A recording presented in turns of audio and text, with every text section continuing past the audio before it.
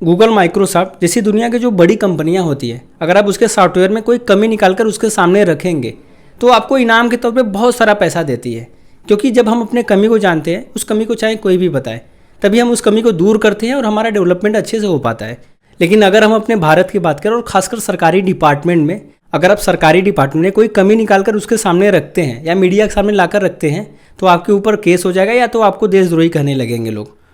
और पहला एग्जाम्पल मैं आपको दूँ सोनम वांगचुक सर का। सोनम वांगचुक सर को अगर आप नहीं जानते हैं तो मैं आपको बता दूँ, सोनम वांगचुक सर एक बहुत बड़े साइंटिस्ट है, एक बहुत बड़े इन्वायरमेंटलिस्ट है, सोशल एक्टिविस्ट भी है। उन्हें एशिया का नोबेल प्राइज़ कहे जाने वाला अवार्ड भी दिया गया है। उनके पास इतना टैलेंट और इतना नॉलेज है कि वो बाकियों की तरह अगर चाहते तो विदेशों में जाके खूब सारा पैसा कमा सकते थे और ऐश की ज़िंदगी जी सकते थे।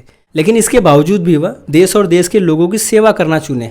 चूँकि मैंने आपको बताया कि वह एक इन्वायरमेंटलिस्ट भी है, तो इसी से रिलेटेड एक बार वह धरना प्रदर्शन कर रहे थे इन्वायरमेंट की जागरूकता को लेकर। तब उन्हें उस दौरान एक पत्रकार देशद्रोही कह रहा था। उन्हें चीन का आदमी बता रहा था, उन्हें पाकिस्तान का आदमी बता रहा था। चूँकि वह पढ़े लिखे और समझदार लोग हैं तो वह जुबानी जंग करने के बजाय कोर्ट गए और कुछ समय बाद वही पत्रकार उनके बगल में बैठ के मीडिया के सामने उनसे माफ़ी मांगता है।